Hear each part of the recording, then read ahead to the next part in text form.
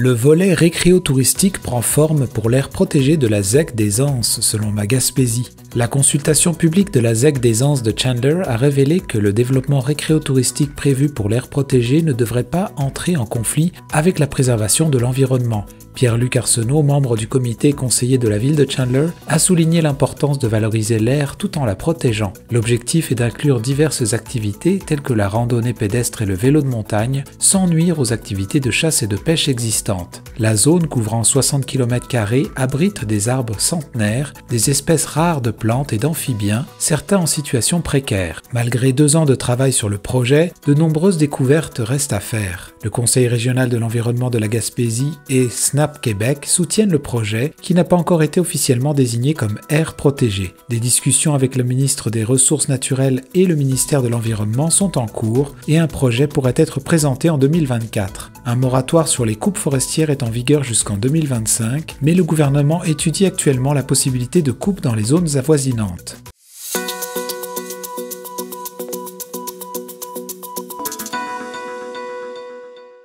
La Haute-Gaspésie aura sa maison des familles, selon l'Avantage gaspésien. La Haute-Gaspésie se dotera bientôt de sa propre maison des familles grâce aux efforts de l'organisme Nourrisson Lait. Cette initiative vise à élargir l'offre des services destinés aux familles de la région. Véronique Ouellette, la coordonnatrice, souligne que l'expansion répond à un besoin communautaire longtemps ressenti. Avec une augmentation du financement à 170 000 par an, l'organisme prévoit d'embaucher de nouveaux employés et d'acquérir un local adapté. Nourrisson Lait continuera de soutenir les nouvelles mères avec des rencontres prénatales et du soutien à l'allaitement tout en développant des services familiaux supplémentaires comme un service de répit à domicile, le prêt d'équipement pour bébés et des activités motrices pour les jeunes enfants. Cependant, l'expansion des services se fera progressivement pour assurer la stabilité de l'organisme, en commençant par consolider les services existants et en s'ajustant aux besoins de la population locale.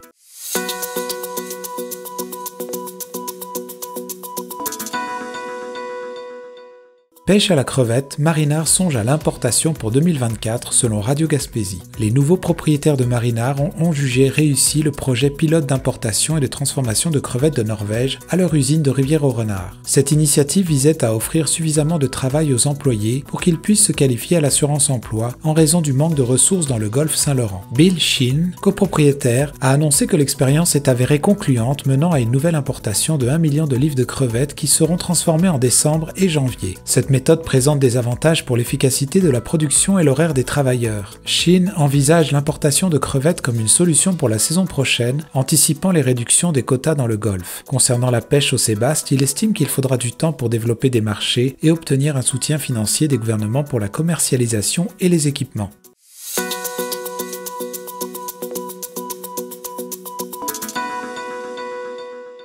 Le meilleur chocolat au monde est en Gaspésie, selon Radio Gaspésie. La chocolaterie Chaleur B, basée à Carleton, a été primée pour le meilleur chocolat au lait lors de la finale mondiale des International Chocolate Awards en Toscane, Italie, une compétition majeure de l'industrie chocolatière internationale. Danny Marquis, propriétaire de Chaleur B, souligne que se qualifier pour cette compétition est déjà un exploit en soi, compte tenu de la forte concurrence de plus de 100 entreprises venant des Amériques, de l'Europe et de l'Asie du Pacifique. Le chocolat primé est fabriqué à partir de fèves de cacao de la République dominicaine. Marquis, qui gère également la brûlerie du quai à Carleton, dirige Chaleur B depuis 2014 et voit cette distinction comme une reconnaissance significative de son travail. Bien que ses produits aient été principalement vendus à des restaurants, écoles de pâtisserie et au Château Frontenac, Marquis espère que cette récompense attirera l'attention du grand public sur ses chocolats.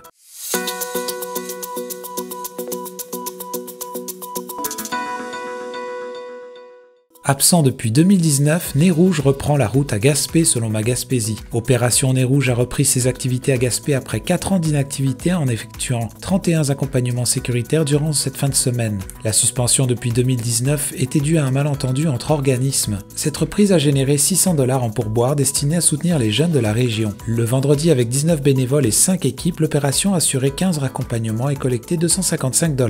Le samedi, 21 bénévoles ont formé 6 équipes réalisant 16 raccompagnements faisant et récoltant 345 $. En comparaison, la première fin de semaine de 2019 avait compté 61 raccompagnements. La baisse d'activité cette année est attribuée à la réintroduction récente du service et à la suspension de la page Facebook d'Opération Nez Rouge, limitant sa visibilité. Les organisateurs recommandent de suivre les maisons des jeunes de Gaspé et de Rivière-Ornard pour les informations sur le service. En 2019, l'opération avait récolté 9 132 $ avec 645 personnes raccompagnées. Depuis sa création, Nez Rouge à Gaspé a ramassé environ 170 000 $ en 31 éditions. Gaspé reste la seule ville en Gaspésie offrant le service cette année.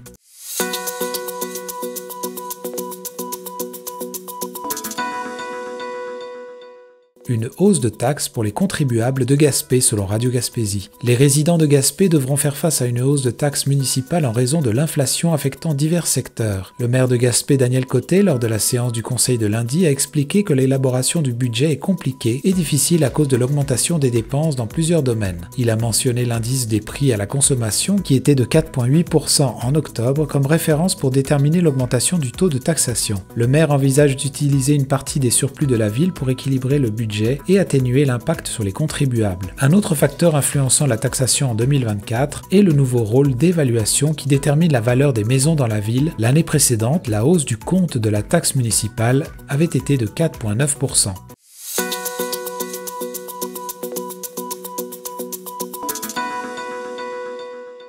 Itinérance, une nécessaire reconnaissance dans la région, selon Chandler Bleu FM. Le rapport sur l'itinérance dans la région de la Gaspésie présenté par Bleu FM met en lumière des problématiques graves, notamment le manque de logement et la faible accessibilité aux soins de santé. Une situation alarmante est révélée avec des femmes contraintes de se prostituer en échange d'hébergement. Le rapport recommande plusieurs mesures dont la mise en place d'un plan d'urgence en itinérance, la création d'un refuge d'hébergement d'urgence, la disponibilité de logements transitoires, des ressources informelles flexibles et à haut seuil de tolérance, une maison de dégrisement et un lieu pour l'entreposage de nourriture sèche pour les dons. Ces mesures visent à aider ceux qui perdent leur logement à stocker leurs biens et à recevoir des dons. Sylvain Nadeau, directeur du programme Santé mentale et dépendance au 6 de la Gaspésie, reconnaît l'importance de ces recommandations et la nécessité de les mettre en œuvre.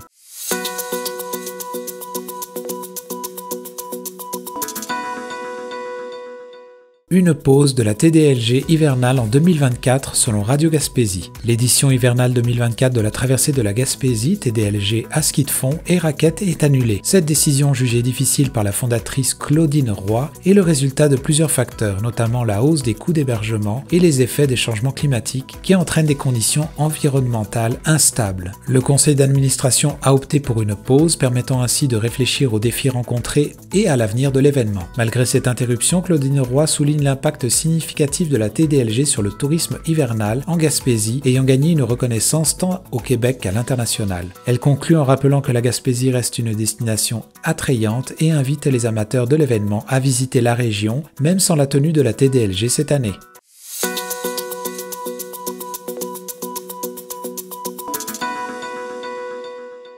La Société du chemin de fer de la Gaspésie explore relancer des trains touristiques. Selon Ma Gaspésie, la Société du chemin de fer de la Gaspésie envisage de relancer son train touristique, l'Amiral, qui avait effectué son dernier voyage en 2014, suite à la détérioration du rail entre Gaspé et Percé. Avec les rénovations prévues du réseau ferroviaire, achevées d'ici 2026 grâce à un investissement de plus de 871 millions de $ par le Québec, le train Amiral, actuellement stationné à Gaspé, sera transporté à New Richmond pour y être rénové. En plus de l'Amiral, la société envisage d'acquérir 12 voitures autopropulsées Dole Earth Rail du Vermont après une étude de marché et le bouclage du financement. Ces voitures pourraient être en service dès 2025 entre Port-Daniel-Gascon et Matapédia. Ces wagons autonomes moins polluants qu'un bus traditionnel pourraient réduire de 80% les émissions de gaz à effet de serre par rapport à un transport routier équivalent. Une collaboration est également envisagée avec l'opérateur du train de Charlevoix pour la commercialisation du projet. La locomotive de l'Amiral, qui a récemment bénéficié de travaux majeurs, pourrait également être réutilisée.